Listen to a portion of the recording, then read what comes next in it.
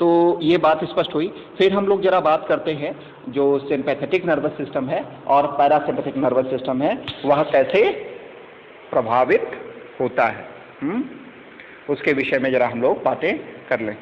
तो sympathetic nervous system जो होता है वह वो नर्वस सिस्टम होता है जो बहुत ही सेंसिटिव होता है। संवेदन sympathetic nervous system, sympathetic nervous system जो है वो बड़ी ही सिंपैथी में रहता है, शरीर से उसको बड़ी सिंपैथी रहती है ना। सिंपैथी मतलब कि वो बहुत सेंसिटिव होता है। जरा सा तनाव आया तो तुरंत वो आपको तैयार कर देगा कि आप लड़ने भिड़ने के लिए या जैसे भी निपटना है उसके लिए तैयार हो जाओ। तो आपके शरीर की विभिन्न प्रक्रियाओं को वो आवेश की स्थिति में ले जाएगा। जैसे आपकी आंख की पुतलियों को फैला देगा।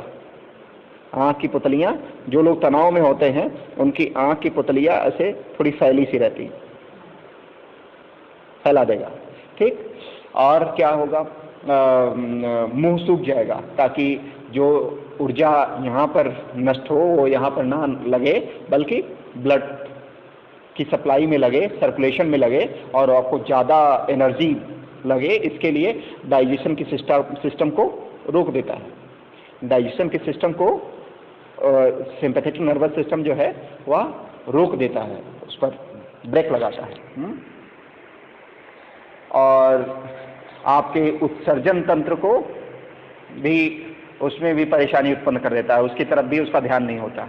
उसका ध्यान बस सिर्फ होता है कि उस समय जब आपको यह स्थिति होगी तो आपके यहाँ पर ब्लड की सप्लाई बढ़ जाएगी और हाथों में खूब ताकत सी महसूस होने लगेगी और पैरों में भी एनर्जी फील होने लगेगी। जब भी आप तनाव में होते हैं तो सिंपैथेटिक नर्वस सिस्टम का ये काम होता है कि वह इन विविध अंगों में ब्लड सप्लाई, है ना, बढ़ा देता है। रक्त का संचार उन विविध अंगों में जिनके माध्यम से आप तनाव की स्थितियों से उबरते हैं उनमें ब्लड सप्लाई बढ़ जाती है, ठीक है।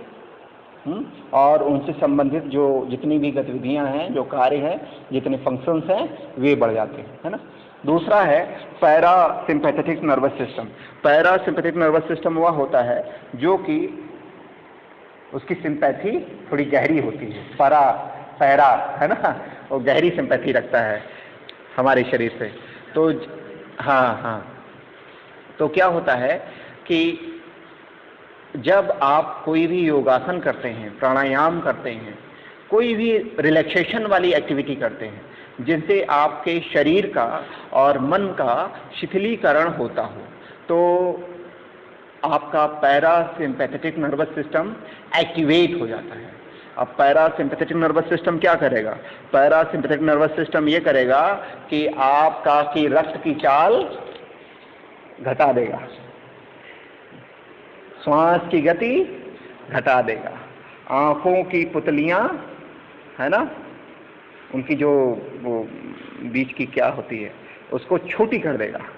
आंखें देखिए, जो लोग ध्यान करते हैं और ध्यान से जब उठते हैं तो उनकी आंखें थोड़ी ऐसी छोटी सी संकुचित सी होती है ना। तो एक तो ये हो जाएगा, आंखें अनमुंदी सी रहती हैं। एक तो ये हो गया। दूसरी चीज कि मुंह में सलाइवा खूब बनने लगेगा। तो पैरासिम्पैथेटिक नर्वस सिस्टम जो है वो आपके पाचन तंत्र को स्टिमुलेट कर देता है, सक्रिय कर देता है।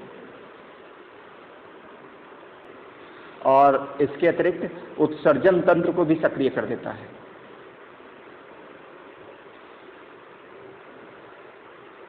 त्वचा की विद्युत को बढ़ा देता है। स्किन जो विद्युत होती है त्वचा की, जिसको कहते हैं स्किन रेजिस्टेंस, है ना, स्किन रेजिस्टेंस को बढ़ा देता है।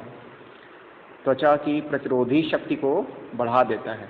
आप अगर लंबे समय तक ध्यान करें तो आपको मच्छर वैसे ही नहीं काटेंगे। ये वास्तविकता हम आपको बता रहे हैं। अगर आप लंबे समय तक ध्यान करें, मच्छर वैसे ही कम लगेंगे आपको। समस्या की बात नहीं है ना।